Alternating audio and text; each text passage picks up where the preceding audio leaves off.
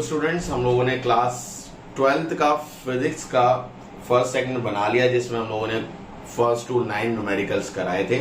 आज हम करने वाले हैं क्लास 12th का फिजिक्स का वही 9 से आगे न्यूमेरिकल। ठीक है, तो विदाउट वेस्टिंग टाइम हम लोग क्वेश्चन नंबर 10 में चलते हैं बेटा। Two similarly and equally charged identical metal spheres A and B repel each other with a force of 2.0 into 10 power minus 5 Newton. A and B दो चार्जेस है जो repel कर रहे हैं, कितनी फोर्स के साथ? 2.0 into 10 power minus 5. -5 न्यूटन, है ना। इस फोर्स के साथ ये रिपेल कर रहे हैं। टू आइडेंटिकल बोले तो दोनों का मास क्या है? सेम है। हाँ, आगे। A third identical uncharged sphere C is touched with A and then distance बता रखा था इसका? नहीं, अच्छा। touched with A and then placed at the midpoint between A and B. What is the net electric force on C? तो अब वो बोल रहे हैं, मान लो हमारे को डिस्टेंस नहीं पता, तो अगर मैं बोलूं कि A जो बॉडी है A और B के बीच का जो दूरी है वो 2x है, ये मैं मान रहा हूं, लेट अज्यूम। तो फोर्स का फॉर्मूला क्या हो जाएगा? K Q1 Q2 upon R square. ठीक है, टू आइडेंटिकल है तो चार्ज भी सेम है, तो Q स्क्वायर लिख लो यहाँ पर डायरेक्ट, कोई डाउट तो नहीं है। और R की जगह पे मैं अब देख ध्यान से क्या कर रहा हूं, K Q स्क्वायर और R क्या है? 2x का होल स्क्वायर। तो मैं अगर मैं लिखना मांगता हूं K Q स्क्वायर तो 4x स्क्वायर लिख लेता हूं। ठीक है, तो मुझे ये वैल्यू मिल गई। इससे 2-3 वैल्यू निकाल सकते हो कि 4 को यहाँ पे तो 4f equals to K Q square upon x square. अभी हम ये रख रहे हैं। ठीक है, ये सिचुएशन हमें पता है। अब हुआ क्या, हमने जो मेटालिक स्फीयर था A, ठीक है, इसको C से टच कराया और फिर अलग अलग कर दिया। तो A पे तो चार्ज था Q, B पे भी चार्ज था Q, तो अब A पे Q था, इस पे 0 था, तो पहले नेट चार्ज कितना था? Q। और दोनों को टच करके जब अलग अलग करा तो दोनों को बराबर बराबर बढ़ जाएगा, Q/2। इतनी बात समझ में नहीं है कि दोनों पे चार्ज कैसा हो जाएगा? इक्वली डिवाइडेड हो जाएगा। तो इक्वली डिवाइडेड हो गया चार्ज। ठीक है, और इस C को हमने कहां रखा है? A और B के मिड में, यानी A ये रहा, C ये रहा और B ये रहा। दोनों के बीच की दूरी अब कितनी हो गई? x। कोई डाउट है? इस पे Q ही चार्ज है, इस पे Q/2 हो गया, इस पे भी Q/2 हो गया। कोई डाउट? इसकी वजह से रिपल्शन फोर्स एक ये F1 यहां लगेगा और इसकी वजह से रिपल्शन फोर्स F2 यहां लगेगा। देख लेंगे कौन ज्यादा है, हमें पता नहीं कुछ भी। तो सबसे पहले निकालते हैं F1 होगा K, चार्ज कितना है? Q/2 dot Q/2 upon distance कितना है? x square. कोई डाउट? तो F1 कितना निकल गया है? F1 आया K Q square upon x square, और ये 2 4 बन गया। कोई डाउट? चलो भाई, F2 कितना निकल गया है? रिपल्शन फोर्स वो कितना है? K Q/2 into Q upon x square.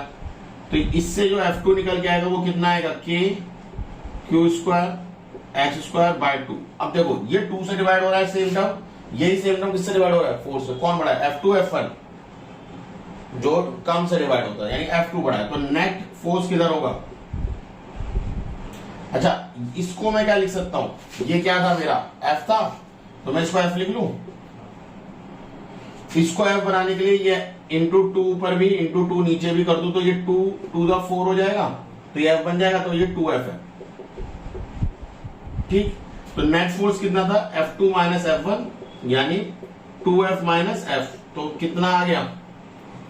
F, यानी F कौन सा फोर्स है? जो पहले था, पहले कितना फोर्स दे रखा था? 2 into 10⁻⁵ न्यूटन। तो आपने कोई कैलकुलेशन नहीं करी, कोई चार्ज नहीं निकाला, कुछ नहीं निकाला, सिर्फ पुरानी ऑब्जर्वेशन के बेसिस पर आंसर लिख दिया। ठीक है, ये बोर्ड एग्जाम में कई बार क्वेश्चन आया है, इंपॉर्टेंट क्वेश्चनों में से एक है। ओके, नेक्स्ट क्वेश्चन में ये बोर्ड रखा होगा A के साथ, अभी किसके साथ टच कराया था? A के साथ। नेक्स्ट वाले में शायद C के साथ टच कराएंगे। नेक्स्ट वाला क्वेश्चन रीड करो, 11th। Two conducting spheres A and B of same size are situated at some distance apart each has a charge of plus q coulomb and they repel each other with a force of 10 to the power minus 5 Newton. Third, conducting uncharged sphere C of same size is touched with A and then with B and then placed exactly between A and B. वही बात है। तो अब की बार जो सी को लाए हैं, अभी इन्होंने ए से टच कराया, अब की बार ए के साथ किससे टच कराया? बी के साथ भी, और फोर्स को आधा कर दिया, तो 2 × 10 पावर। तो अभी ठीक है, सेम क्वेश्चन है, देखते हैं। ये है ये, तो ये कंटेंट तो सेम ही आएगा, इसमें तो कोई चेंज नहीं होगा। ये चेंज हो जाएगा कि ए और बी सी के साथ क्या होता, Q/2 हो गया। अभी सी किसके साथ जाएगा? सी और बी। सी में कितना चार्ज, बी में कितना चार्ज है Q, और बी सी में कितना चार्ज है Q/2। टोटल चार्ज कितना हो गया? 3Q/2। समझे या नहीं समझे? तो अगर यहाँ पे एक है, यहाँ पे आधा है, तो 1.5 3/2, तो 3/2 Q चार्ज हो गया। और इसको जब स्प्लिट करोगे तो सी पे कितना चार्ज आएगा? 3Q/4, आधा आधा हो गया ना। और बी पे भी कितना चार्ज आएगा? 3Q/4। इतनी बात समझ में आई? मतलब ए पे तो Q/2 चार्ज है, क्योंकि ये तो पिक्चर से बाहर हो गया। इसके बाद ये सीन हुआ है, बी पे और सी पे 3Q/4 चार्ज हो गया है। ये चीज समझ में आई या नहीं आई? ये सारा खेल। तो अब जब यहां दो रखोगे तो यहां पे आपको क्या लिखना पड़ेगा? 3Q/4। सिंपल। ये क्या है? 3Q/4। तो Q से Q² बन गया। 3 का यहां पे 3 ले लो, 4 ये रहा, और 2 एक एक्स्ट्रा ले लो, तो 3/2 अलग लिख लूं। 3/2 मैंने अलग लिख लिया, 4 को मुझे यूज करना तो मैंने 4 लिख दिया वहीं वहीं। कोई डाउट तो नहीं है? देखो Q/2 3Q/4, और डिस्टेंस आधा हो गया x। इधर पकड़ो, इधर भी क्या था? KQ। तो यहाँ पे दोनों के दोनों 3Q/4 है, तो 3Q/4 डॉट 3Q/4। तो देखो मैं क्या कर रहा हूं, मेरा काम मुझसे हो जाएगा। 3 3 9। कोई डाउट? एक 4 को मैंने यहां लिखा, इसे हटाओ। एक 4 को मैंने यहां लिखा, एक 4 मैंने ये 9 के साथ लिख दिया। कोई डाउट है तो बताओ। ये मैंने इसलिए लिखा क्योंकि मुझे इसकी वैल्यू पता है, F। तो अब बताओ, क्या ये पूरा F हुआ नहीं हुआ? और ये क्या? 3/2, तो 3/2 F हो गया। ये कितना F हुआ? 9/4 F। कौन ज्यादा है भाई? 2 से 2 मल्टीप्लाई कर दो, तो अगर आप इसे 2 से मल्टीप्लाई कर देते हो F2 को, तो 3 6 4 F, यही हो जाएगा ना। 2 से ऊपर नीचे मल्टीप्लाई करोगे तो ये भी 4, ये भी 4, 9, तो F2 ज्यादा है भी। F2 माइनस F1 करेंगे। अब इधर देखो F2 कितना भाई? F2 को हमने मल्टीप्लाई करके 6F/4 माइनस ये कितना है? 9/4 6। उल्टा कर दिया मैंने, हाँ। 9/4 माइनस 6/4 कितना आएगा? 3/4F, और 3/4 इंटू 10⁻⁻5 न्यूटन ही तो है ये। ठीक है, चेक कर लो। यही आंसर है। कितना आंसर है? 7.5। तो 3/4 को डिवाइड करोगे 7.5 ही तो आएगा। अरे यार 0.728 आया, 2 बचे 0.5। अब सही है? कोई डाउट तो नहीं है? ओके, क्वेश्चन नंबर 12 रीड करो। In the adjoining figures are shown 3 particles A, B and C which are equally charged. The force acting on B due to A is 2.0 into 10⁻⁻6 Newton found in each figure. Okay, मतलब पहला figure ऐसा है, ये तीनों straight line में है ना। ए ये है, बी एंड सी यही है ना। ओके, ए पे कितना चार्ज है दोबारा रीड करो। In the adjoining figures are shown 3 particles A, B and C which are equally charged. Q, Q और Q। The force acting on B due to A is 2.0 into 10⁻⁻6 Newton. 10⁻⁻6 Newton. Newton। Found out in each figure. First, force exerted on B by C. Second, net force on B. और distance क्या दे रखा है? A और B 0.015 metre, 5 metre. Okay, B और C 0.010 metre. ये देखो, check करो। 0.0। 0.0। 1। अब सही, ओके। वो भी 0.015 है। तो ये भी कम है, 0.015 मीटर। ठीक है, ठीक है, ओके। तो बी की फोर्स दे रखी है, चार्जेस दे रखे हैं, डिस्टेंस दे रखा है, उन्होंने पूछा है पहले पार्ट में बी पे लगने वाला फोर्स सी के थ्रू, यही है। और फिर नेट फोर्स भी पूछा होगा कि नेट फोर्स क्या है, और फिर इस फिगर को टेढ़ा करके शायद सी को नीचे ले आएगा, है ना। तो पहले हम सबसे पहले ये सॉल्व करते हैं। तो सबसे पहला है ए और बी के में लगने वाला फोर्स, या हम लिख सकते हैं B to A, F B to A, यानी force on B with respect to A. तो K Q upon are, are कितना है 0.015 का स्क्वायर। कोई डाउट है तो बताओ, ठीक है। और ये फोर्स हमें गिवन है कितना, 2 इंटू 10⁻⁻⁶, के होता है 9 इंटू 10⁻⁹ क्यू स्क्वायर अपॉन ये कितना है 0.015 का स्क्वायर। कोई डाउट है तो यहां से 2 इंटू 10⁻⁶ इंटू 0.015 का square upon 9 into 10⁻⁹ Q square आ गया। इसको यहीं रखो, इधर आ जाओ। उसने पहले बार में क्या बोला, force on B with respect to C. तो के क्यू अपॉन आर कितना 0.01 का स्क्वायर, यही होगा। अब ये बताओ के की वैल्यू कितनी थी, चलो के को के ही रखो, 9 इंटू 10⁻⁹। चलो क्यू स्क्वायर हो जाएगा ये, और क्यू स्क्वायर की वैल्यू मैं निकाल चुका हूं कितनी, 2 इंटू 10⁻⁶ इंटू 0.015 का स्क्वायर अपॉन 9 इंटू 10⁻⁹, और ये तो है ही बगल में। बताओ ये बात समझ में आई है। मैंने किसको, अब इससे तो ये कट गया, बाकी चीजें सॉल्व कर लो, कितना आंसर आएगा 2 इंटू 10⁻⁶, 0.05 का स्क्वायर और 0.01 का स्क्वायर। अगर आप सोच रहे हो यार मैं ये मीटर में था, इसे सेंटीमीटर में कर लेता हूँ 100 से मल्टीप्लाई करके, ये भी मीटर में था 100 से सेंटीमीटर में कर लेता हूँ, कोई फर्क नहीं पड़ेगा, आंसर सेम आएगा। यहाँ पॉइंट का कितने नंबर है, 3 नंबर, यहाँ 0 लगा के पॉइंट का 3 नंबर लगा लो, बात एक ही है। बट यहाँ लगाओगे तो कितना आएगा 10, ठीक है। तो वो सब कट जाएगा, तो ये कितना बचेगा 2 इंटू 10⁻⁶, आप इसे लिख सकते हो 15 इंटू 15, और इसको लिख सकते हो 10 इंटू 10। समझ में आई ये बात है नहीं है। अगर आप यहाँ 0 लगा लोगे तो पॉइंट का 3 नंबर यहाँ से भी मिलेंगे, पॉइंट का 3 नंबर यहाँ से मिलेंगे, उसका भी स्क्वायर है, इसका स्क्वायर कट जाएगा। और जब 1 के बाद 0 लगाओगे तो 10 वो स्टैंड करेगा। अब काटो, 3 5 3 2 8 2 से 2 काट दो, तो 3/2 बचा, यानी 1.5 इंटू 10⁻⁶ न्यूटन। क्लियर है। इतना फोर्स आया बी पे सी के रिस्पेक्ट में। और कौन सा फोर्स ज्यादा है, ये वाला बताओ, देखने से पता चल रहा है कौन ज्यादा है। पहले वाला फोर्स बी पे जो एक ही तरफ से लग रहा है, तो नेट फोर्स कितना होगा, नेट फोर्स होगा F B A minus F B C. F B A कितना है 2 इंटू 10⁻⁶, एफ बी सी कितना है माइनस कर लो 1.5 इंटू 10⁻�6, और ये आएगा 0.5 इंटू 10⁻�6 टूवर्ड्स, कौन ज्यादा है 4.5 आएगा।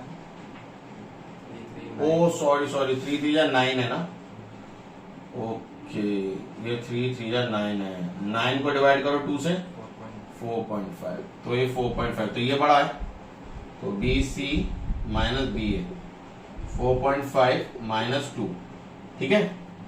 अब आएगा ये 2.5 इंटू 10⁻⁶, तो टूवर्ड्स किधर हो जाएगा, ये इधर था 4.5 का इधर है, तो टूवर्ड्स ये हो जाएगा, बस ये आंसर होगा। चेक करो एक बार, ठीक है। अब इसके बाद इन्होंने सेम क्वेश्चन रखा है, तो कोई कैलकुलेशन में चेंज मत करना, बस अरेंजमेंट चेंज कर दिया, यानी ए बी और ऐसा है सी, ये है ना अरेंजमेंट में चेंज।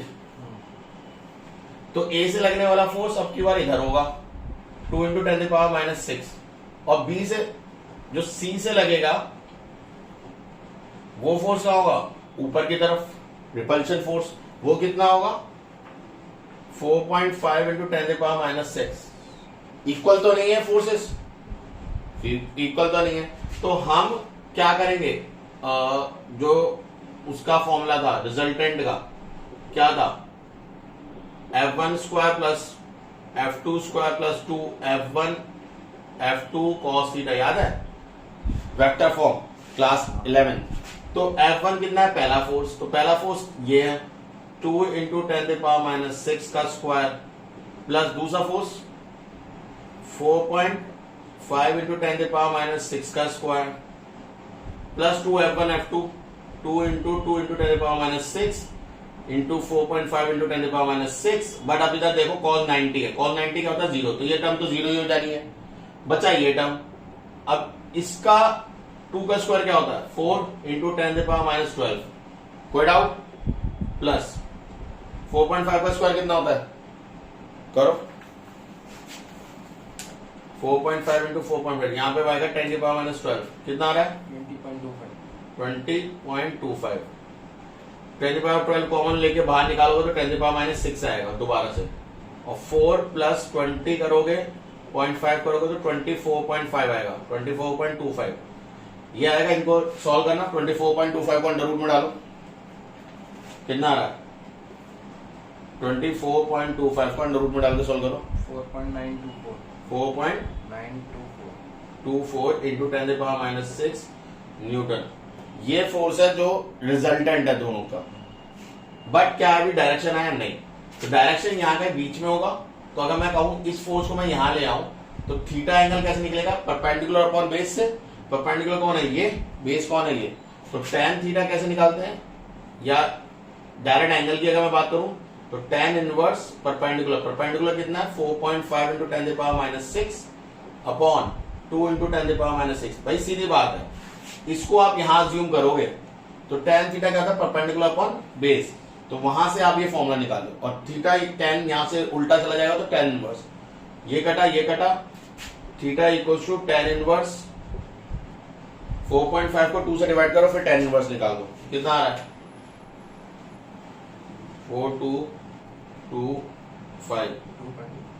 2.25 आएगा, इसका tan इनवर्स निकाल दो, शिफ्ट दबा के 10 दबा के फिर 2.25 या ANS भी कर सकते हो, कितना एंगल आ रहा है, चलो यही छोड़ देना अभी फिलहाल, इतने में छोड़ दो, तो ये आपने एंगल लिख लिया, ये आपका आंसर आ जाएगा, ठीक है। तो आपका पूरा आंसर क्या होगा, this much force with angle this, ठीक है। अगर आपने एंगल नहीं निकाला तो आपका आंसर गलत होगा, मार्क्स कट जाएंगे, ये ध्यान रखना, ठीक है। कॉपी करो, 2 point charges of 1 microcoulomb and minus 0.25 microcoulomb are 1 microcoulomb and minus 0.25 microcoulomb are placed in air at a distance of 0.40 meter 0.04 meter from each other. Find out at which point on the line joining the two charges should a third charge be placed so that no force acts upon it. अब देखो third charge लगना है, और एक charge है Q1 कितना है 0.41 microcoulomb, और दूसरा चार्ज कितना है नेगेटिव में इतना, थर्ड चार्ज रखना है जिससे ये चार्ज कैसा हो, तो अभी डिस्टेंस कितना बता रखा है 0.40 मीटर, ये डिस्टेंस बता रखा है दोनों के बीच, ठीक है। अगर मैं इस सिचुएशन को थोड़ा समझाऊं तो इमेजिन करो ये प्लस है ये माइनस है, ठीक है। अगर हम इसके बीच में एक माइनस रख दें तो ये माइनस इसको क्या करेगा, ये माइनस इस माइनस को क्या करेगा, रिपेल मारेगा, और ये प्लस इस माइनस को क्या करेगा, अट्रैक्ट। तो क्या ये स्टेबल हो पाएगा, क्या ये स्टेबल है, ये तो एक तरफ भाग रहा है, हाँ स्टेबल है, स्टेबल तो तब होगा जब नेट फोर्स 0 हो, बट दोनों की फोर्स एक ही तरफ रख रही है, ये भी कह रहा है धक्का दे रहा हूं, ये कह रहा है आजा मेरे पास, तो स्टेबल तो नहीं है। अगर मैं इसकी जगह प्लस रख दूं तो वही फिनोमेना, ये प्लस क्या कहेगा भाग यहां से, ये कहेगा आजा मेरे पास, तो ये भी फिनोमेना नहीं है। बट अगर ये प्लस है और मैं यहां पे प्लस रख दूं तो ये प्लस क्या कहेगा भाग, और ये माइनस क्या कहेगा आजा, समझे या नहीं समझे, क्लियर है। और इस प्लस यहां पे अगर मैं माइनस रख दूं तो ये माइनस इस पर रिपल लगाएगा, और ये प्लस क्या कहेगा आजा। तो कहां पे आप चार्ज रखोगे उस पर भी डिपेंड करता है। समझ में आया? तो अगर मैं आपको बोलूं कि अभी हम प्लस चार्ज रख रहे हैं वो भी यहां पे राइट साइड में, तो 0.40 मीटर ये डिस्टेंस था, ठीक है। ये डिस्टेंस हमें पता है, तो इसे x मानना पड़ेगा नहीं मानना पड़ेगा, ये हमें नहीं पता, और दोनों फोर्स को इक्वल रख देंगे। भाई इससे लगने वाला फोर्स यानी अट्रैक्टिव फोर्स अगर इसके रिपल्सिव फोर्स के बराबर हो जाए तो चार्ज मूव करेगा? नहीं करेगा। क्लियर है या नहीं? तो करके देखते हैं। तो F1 ये पॉजिटिव से लगने वाला जो फोर्स है, ये Q1 जो है 1 माइक्रोकूलम, और नेगेटिव को हमने माना है Q2 यानी -0.25 माइक्रोकूलम। तो F1 इसका फोर्स है, तो K 1 microcoulomb into third charge हमें पता नहीं तो इसे Q मान लू, Q अपॉन डिस्टेंस कितना होगा 0.40 प्लस x मिल जाएगा का होल स्क्वायर। बताओ, ये पहला फोर्स है, सिंपल। दूसरा फोर्स बताओ F2, K तो लगेगा into 0.25 into Q upon distance कितना है सिर्फ x स्क्वायर, है ना। और क्योंकि ये बैलेंस है, ये मूव नहीं कर रहा, तो दोनों फोर्सेस क्या होंगे इक्वल। तो F1 इक्वल टू F2 कर दो, यानी K 1 microcoulomb into Q upon 0.40 plus x का whole square equal to K 0.25 into Q upon x square. किसी के मन में आ रहा होगा सर नेगेटिव आप भूल गए। नेगेटिव सिर्फ इसलिए होता है कि अट्रैक्शन है, रिपल्शन है, डायरेक्शन क्या है, तो हमें भी उसकी रोल ली, ठीक है। ये दोनों माइक्रो थे, यहां भी माइक्रो था, वो भी काट दे। यहां 1 बचा, इसे तो 1 का कोई रोल ही नहीं है। x स्क्वायर में यहां भेजोगे तो x स्क्वायर आ जाएगा। 0.25 को अगर चेंज करो तो क्या होता है 1.4, चेंज करो, पॉइंट हटाओगे 100 आएगा, 25 1 25 अपॉन 4, तो 1/4। 0.40 प्लस x स्क्वायर ये हो गया, 4 को यहां भेजो 4x स्क्वायर हो जाएगा। कोई डाउट है तो बताओ, बताओ, ठीक है। इसको खोलते हैं, 0.40 का whole square plus x square plus 2 into 0.40 into x. अब देखो, अगर आप लोगों ने साइंटिफिक कैलकुलेटर लिया है 100 ms का, तो ये चीज आप एक लाइन में कर दोगे। अगर आपका साइंटिफिक कैलकुलेटर नहीं है तो पंगा पड़ने वाला है, बेहतरीन पंगा होगा और बहुत मुश्किल होगी आपको ये सॉल्व करने में। अच्छा भाई, बड़ा सिंपल है, इस सबको लोग यहां लाओ। देखो 4x स्क्वायर में से x स्क्वायर चले जाएंगे, ये कितना आएगा माइनस का 0.80x, और ये कितना हो जाएगा माइनस का 0.00 40 टू 40 1600 होता है ना, ये आएगा 1600, ठीक है। इसमें से चाहो तो ये 2.0 हटा सकते हो, इक्वल टू 0, पॉइंट के आगे 0 की वैल्यू नहीं है। पॉइंट के यहाँ कितने नंबर है 2, यहाँ कितने नंबर है 2, यहाँ कोई नंबर नहीं है, यहाँ आएगा 3x स्क्वायर। तो चाहो 0.3 रखना मांगते हो तो आप इसे 100 से मल्टीप्लाई कर दो तो 300 हो जाएगा, ये 80x हो जाएगा, ये 16 हो जाएगा, इक्वल टू 0। इन दोनों को मल्टीप्लाई करना होता है, फैक्टर करने होते हैं, अपने आप कर लेना, आंसर आ जाएगा, ठीक है। 16 3 का कितना होता है वैसे भी 48, ठीक है। 16 3 का 48 होता है, ठीक। 0 आएगा। अब x से कोई फैक्टर बनाओ 80 के, इस 80 को कुछ ऐसा तोड़ो कि जिनका मल्टीप्लाई 4800 हो और वो, तो अगर 100 और 20 कर दूं, फिलहाल अगर मैं इसमें फैक्टर लूं 100 और 20, तो इन दोनों को मल्टीप्लाई करो, कितना आंसर आ रहा है 2000। मुझे चाहिए नहीं, इससे ऊपर जाना है, तो मैं क्यों ना 200 चला जाऊं और 180 चला जाऊं, 180, इन दोनों मल्टीप्लाई करो 36 और 3 0 आ जाएंगे, ये कुछ ज्यादा आगे चला गया। तो हमें 20 का डिफरेंस है, 80 का डिफरेंस होना चाहिए, तो कितना ले सकते हो 120 इंटू 40, है ना, 80 का डिफरेंस है, और ये 48 आ जाएगा 0 0, है ना। 300x square minus 120x plus 40x minus 16 equal to 0।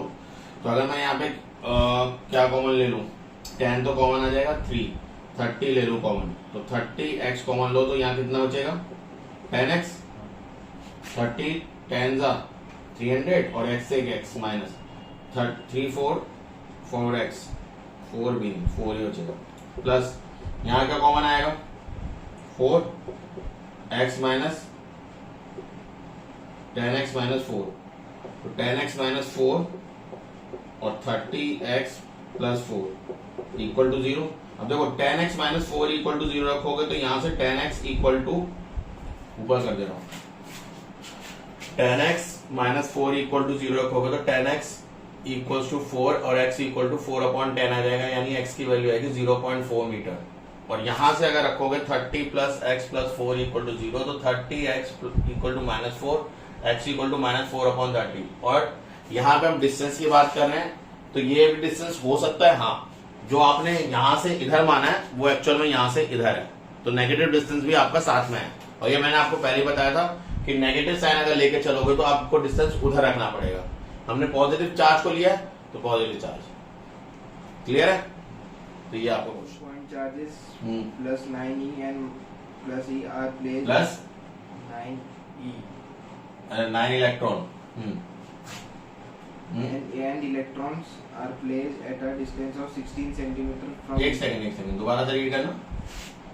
2 point charges plus 9 electrons and plus electrons are placed at a distance of 16 centimeter plus electron, और ये भी प्लस था, हाँ, अच्छा, are placed at a distance of 16 centimeter from each other 16 centimetre from each other, 0.16 metre, हाँ ठीक। at what point between these charges should a third charge q be placed so that it remains in equilibrium? अब देखो, अगर ये Q1 charge है 9e और ये भी Q2 चार्ज है E, तो इनके बीच में ये भी प्लस का ये भी प्लस का, तो ऑटोमेटिकली नेगेटिव चार्ज ही आएगा इनके बीच में, ये समझ लो।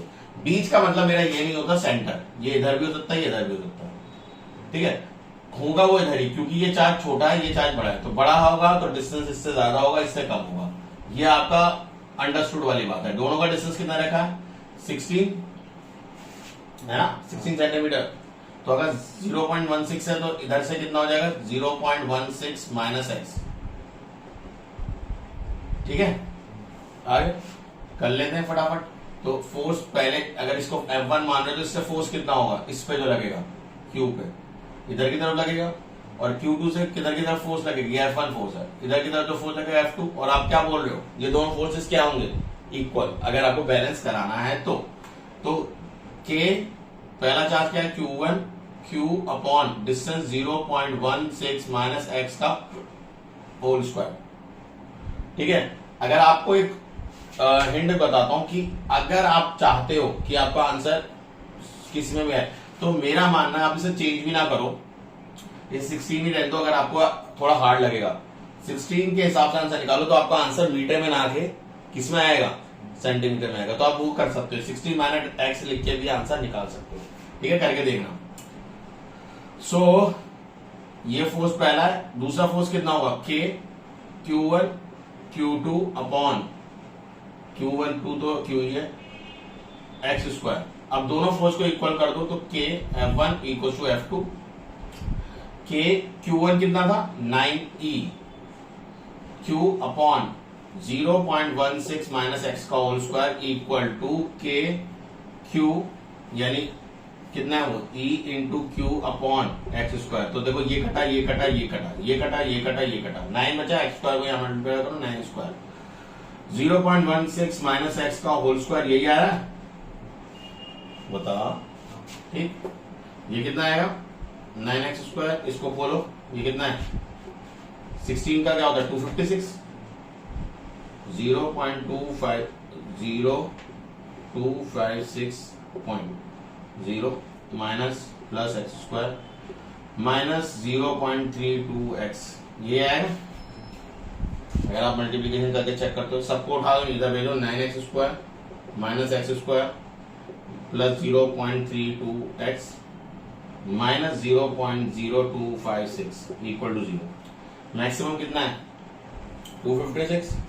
256 को हटाने के लिए आपको क्या करना पड़ेगा, 1000 से मल्टीप्लाई, या अगेन मैं आपसे फिर से वही बोल रहा हूं, अगर आपके पास 100 ms का कैलकुलेटर है तो ये चीज आप डायरेक्ट भी कर सकते हो, ठीक है। 100 ms कैलकुलेटर को यूज करना, ये चीज डायरेक्ट हो जाएगी, ये ए होगा, ये बी होगा। अब वही फैक्टराइजेशन है, सेम आपने जैसे पहले करा, इसको इससे फैक्टराइज करो, आंसर निकाल दो, ठीक है। ओके, नेक्स्ट क्वेश्चन क्या है? 3 point charges Q1, Q2, Q3 are in line at equal distance. Q1 Q2, Q3 are in line at equal distances. Q2 and Q3 are opposite in sign. Find the magnitude and sign of Q1 if the net force on Q3 is 0. Q3 0। Okay, तो वो क्या बोल रहे हैं, Q1, Q2 and Q3 जो charges हैं, इधर देखो, Q1, Q2 और Q3 कुछ चार्ज हैं, ठीक है, और ये कुछ दूरी पे लगे हैं, बराबर दूरी पे लगे हैं, कैसे लगे हैं, दोबारा पढ़ना, Equal distance. Equal distance. तो मतलब ये अगर x है तो ये भी x है, ठीक है। अब वो क्या कह रहा है, किस पे, ये Q1 है मान लो, ये Q2 है, ये Q3 है। ओके, एक बार दोबारा से आराम से रीड करना, slowly. 3 point charges Q1, Q2, Q3 are in line at equal distances. Q2 and Q3 are opposite in sign. Q2 and Q3. Q3, अब देखो Q2 and Q3 are opposite, ठीक है। अभी हम ये लिख के रखते हैं आगे,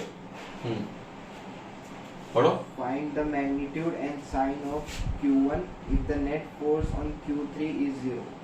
Q3 नेट फोर्स क्या है, 0 है। तो सबसे पहले चीज मुझे बताओ कि अगर Q3 को मान लेता हूं मैं पॉजिटिव है, मान लिया, तो ये क्या होगा, Q2 और Q3 क्या है, अपोजिट, तो ये नेगेटिव होगा। और अगर ये नेगेटिव है तो इसको क्या होना पड़ेगा, पॉजिटिव, तभी तो ये भी इधर खींचेगा इसे, और ये बीच में 0 है ना। अब ध्यान से समझो, क्यों नहीं, वो इस पे नेट फोर्स नहीं बोल रहा, वो Q3 पे नेट फोर्स की बात कर रहा है। क्वेश्चन रीड करा, वो Q2 पे नेट फोर्स नहीं बोला। अगर वो Q2 पे नेट फोर्स बोलता तो बिल्कुल सही था आपका आंसर, बट वो Q2 पे ना बोले, किसकी बात कर रहा है, इसकी। तो अब मुझे बताओ, ये से अट्रैक्ट करेगा, तो Q3 पे ये वाला चार्ज किसको रिपेल करना चाहिए, इसको। तो ये पॉजिटिव इसलिए क्योंकि ये इसकी वजह से ये वाले पे क्या होगा, फोर्स बाहर की तरफ, और इस नेगेटिव की वजह से वाला फोर्स क्या होगा, अंदर की तरफ। क्या यही असम्पशन सही है? माइनस अगर ले देते हो यहाँ पे, अगर हम माइनस यहां लेते तो ये क्या हो जाता, पॉजिटिव, और ये क्या हो जाता, नेगेटिव। ये नेगेटिव से रिपेल मारता, वो पॉजिटिव से अट्रैक्ट करता, ठीक है। तो कोई भी एजम्पशन आप ले लो, उससे आंसर सही आएगा, ठीक है। तो यहां पर आपको जो आंसर दे रखा होगा वो दे रखा होगा कि Q1 has the same charge, same nature of charge as Q3। Q3 पे जो चार्ज का नेचर है वही Q1 पे भी चार्ज का नेचर होगा, इस तरीके से दे रखा होगा।